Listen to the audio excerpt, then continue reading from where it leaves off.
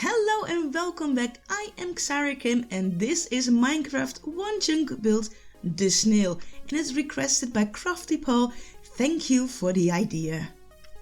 Now he didn't just request a snail, no. He said I want to have a snail that is stuck on the rocks with slime blocks. Well, if you think what is this, just like me, please subscribe and see how this is turning out. And now I'm actually gonna build the base of the snail, like the body of the snail. And here I'm using a mushroom blocks with quartz stairs and slabs. And I thought the mushroom blocks would be really nice, but every time if I remove the block next to one block, it showed the really brown inside. So I wasn't too happy to build with it. It is a bit tricky. Here I'm actually trying to attach the neck to the body with a nice flow. And you see me doing this a lot. I add, I remove, and I look from the side. I take some distance and I look if I like how the flow is going, how the curve is going. Is it okay? Yes, no. I'm never afraid to just place and remove blocks. And it's also for the eyes. I was just trying to figure out how big does the head need to go, how high does the eyes need to go. I really wanted to put the eyes a block in the front, but that would mean they would be outside of the one chunk. And the challenge is to stay in the one chunk. So I swapped them around and I thought for the eyes I'm gonna use Eyes of Ender. And with that being built, it was time for the shell of the snail. I really wanted to try the pattern in the shell. And how much I tried it, how much I changed the colors around, it just didn't really work.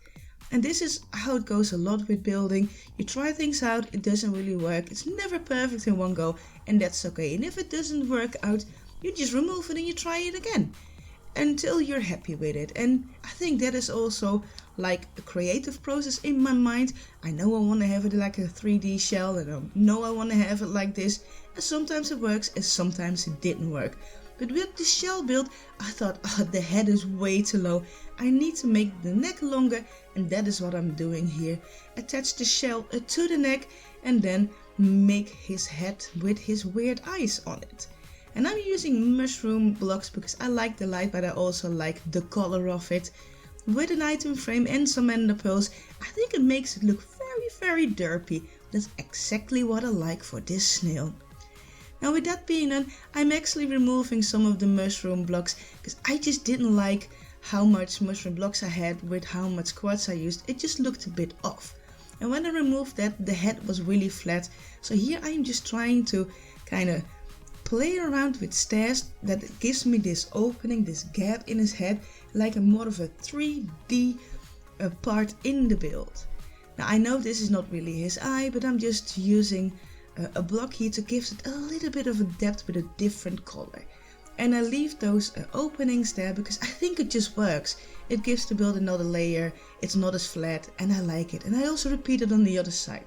Now because I used the mushroom light that is orange, I thought I'm gonna frame the shell also with currants, with an orange color, and it didn't work out. So I thought, no, I'm gonna give myself a little bit more space and see if somehow I can actually draw the pattern on it. And then I was trying a skulk veins. Yes, indeed, you need to go to a deep dark for it, but you can actually get it. And I actually liked how this is turning out. It gives me the pattern, but it's still see-through. You can still see the color underneath it. And I think it works out. Now for the snail trill, yeah, try to say that 5 times.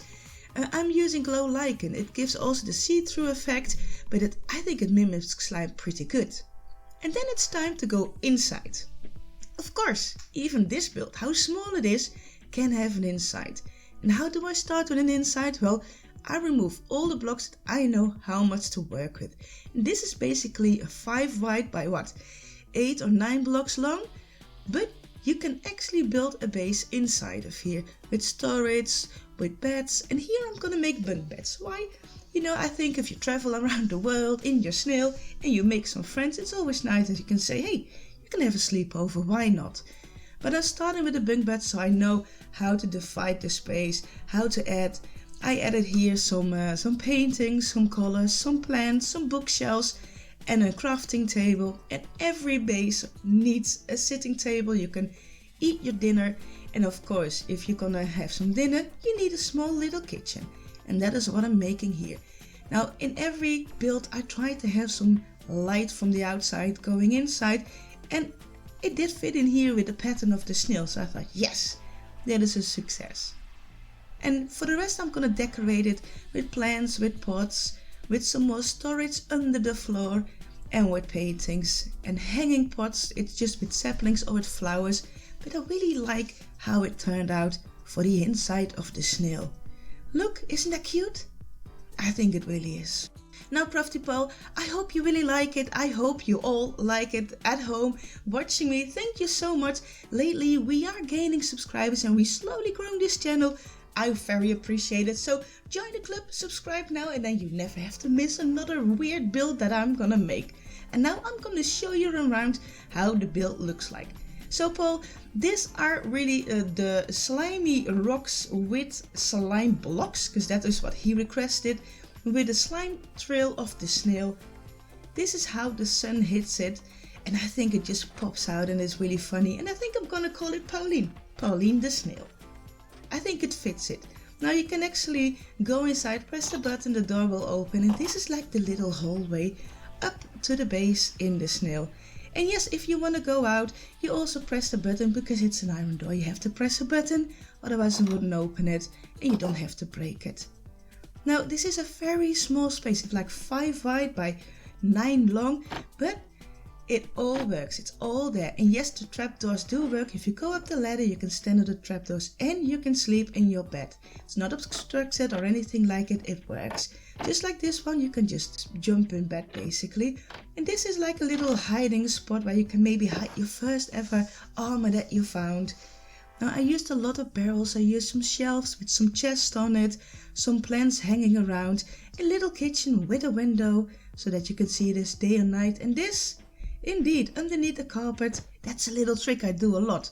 If you have a small base and you need more storage, you can just hide the barrels like that and not a lot of people will find it. And then I think it's a very creative way to have more storage. Now thank you all very much for watching. I hope you come back next episode, and for now I'm gonna show you a tour around, a flyover.